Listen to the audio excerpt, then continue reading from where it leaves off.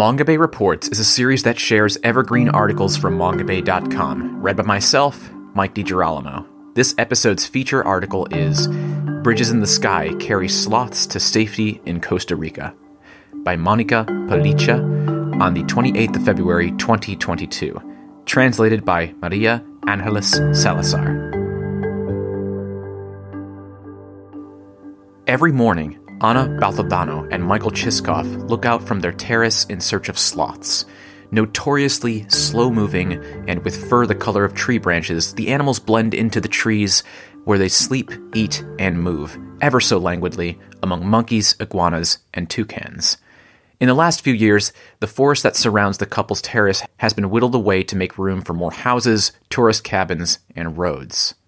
Sloths and other animals fall to the ground because much vegetation has been removed and they can't move between the trees, Baltodano says. She and Chiskov live in Playa Negra, 1 kilometer from Puerto Viejo, on Costa Rica's southern Caribbean coast. The last time there was a storm, a female sloth and her baby fell down. We rescued her and put her back up on a tree to protect her from cars and aggressive dogs, Baltodano says. We've been living in this house for 7 years, and I wanted to buy the adjacent land to stop the tree falling, Chiskov says. When I finally got the money, someone else had bought it. It's a shame. They've divided the land into small plots, and they're removing the trees. The couple decided they could still do something to help sloths. They planted more than 200 trees to support the wildlife.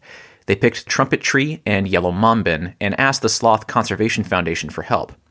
The organization was founded in 2016 by British zoologist Rebecca Cliffe, an expert in sloths who moved to Costa Rica more than 10 years earlier. Costa Rica is home to 2 of the 5 known sloth species, the brown-throated three-toed sloth and the Hoffman's two-toed sloth.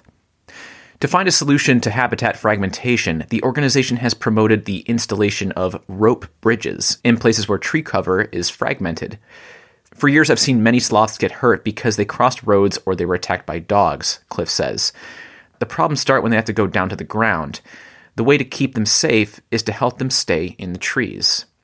They are unpredictable creatures, she adds. At the start, I didn't know if the bridges would work, but thanks to camera traps, we learned that they use them and they are useful. The tree bridges are a temporary solution accompanied by tree planting. Once the new vegetation has grown, recreating the habitat, the bridges can be removed. There has been too much deforestation here, says Tamara Avila, the Sloth Conservation Foundation's Director of Communications and Finance. All of this was a superforest. There were barely any houses. The other day, we took this route, and I was scared by the change.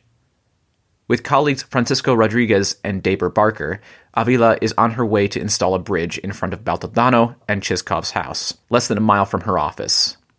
I've been living here for 7 years, and I've seen the reduction of trees everywhere. Some fall during storms, while others are cut to build and for fear of falling vegetation, Avila says. On the way, they spot 2 iguana hunters with a slingshot. It's illegal to hunt iguanas in Costa Rica. When the car gets closer, they stop. It's not the first time I've seen them and threatened to report them, Avila says. Today, in spite of the tropical downpour that's about to start, they're going to install bridge number 114. The first one was installed 3 years ago to join a treeless area in front of the couple's house. It might take hours to complete the installation.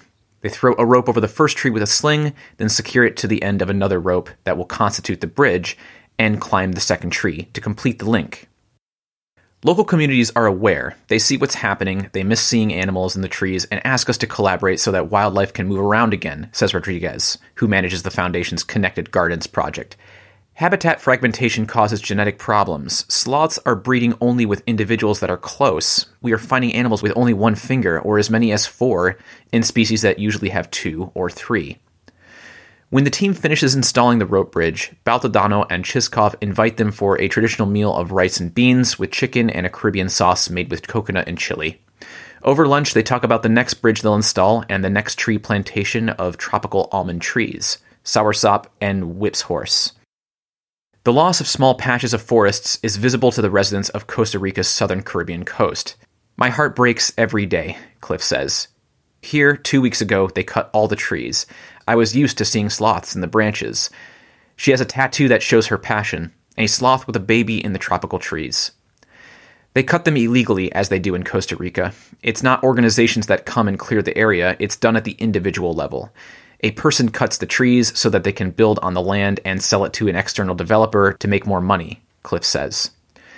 We need to consider that there are no economic incentives for those who keep the rainforest in their territories. That's why it's important to build the tree bridges, Cliffe adds. This plot of land isn't connected to anything anymore, and the sloths need to go down through the ground to cross it. People are building very fast here. There are full residential complexes planned, says Rodriguez, who has worked in environmental conservation in the region for years. We are in a border area. There's a lot of illegal activity and few controls. We need to press institutions to create a regulation. Costa Rica enjoys widespread forest cover thanks to a proliferation of protected areas, but the loss of multiple small patches of forest still registers. On the one hand, deforestation in the last 7 years has tended to zero, with less than 3,000 hectares per year, says Hector Arza Benavides, who directs Costa Rica's REDD+ strategy to reduce emissions from deforestation and forest degradation. On the other hand, in our analyses, we've noticed the growth of the activity we call forest degradation, the extraction of biomass without a need of land use change. These are small forest areas that are hard to assess with satellite images because of the extraction of big trees in the forest periphery, Arza says. Arza says greenhouse gas emissions as a result of forest degradation doubled in the past decade. We went from 1.3 million tons per year in the period from 1998 to 2011 to 2.5 million tons in 2018 and 2019, he says. Local experts say the loss of forest cover has an economic impact by making it increasingly difficult for people who own small forest plots to generate an income. This risk of forest degradation is established by a complex social dynamic. We have the land distributed to small and medium-sized landowners who see no future in the development of their property, says Felipe Carasso, manager of forest resources and a member of the Tropical Forest Alliance, TFA. For these landowners, Carasso says, there are lucrative short-term gains to be made from logging, but the long-term fallout is that this chipping away at the forest breaks up biological corridors and is why landscape management needs to consider these social factors.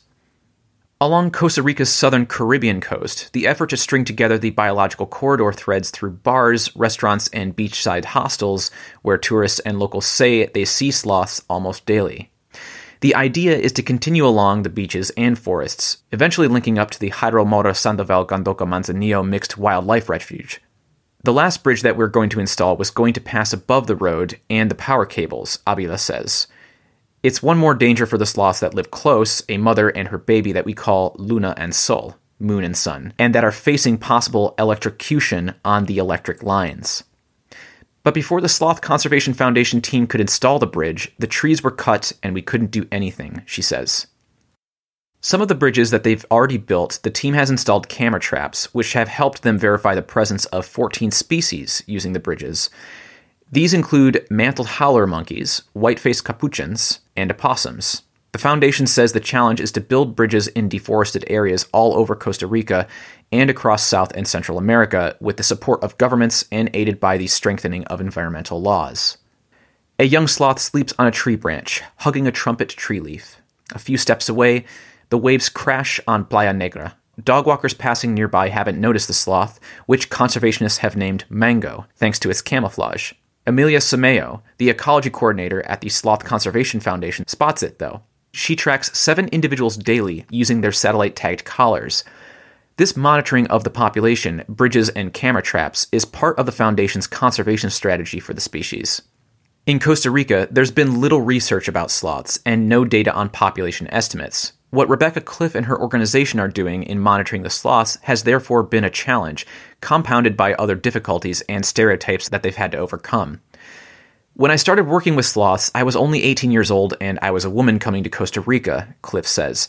They didn't take me seriously, not only in Costa Rica, also in my country, the United Kingdom.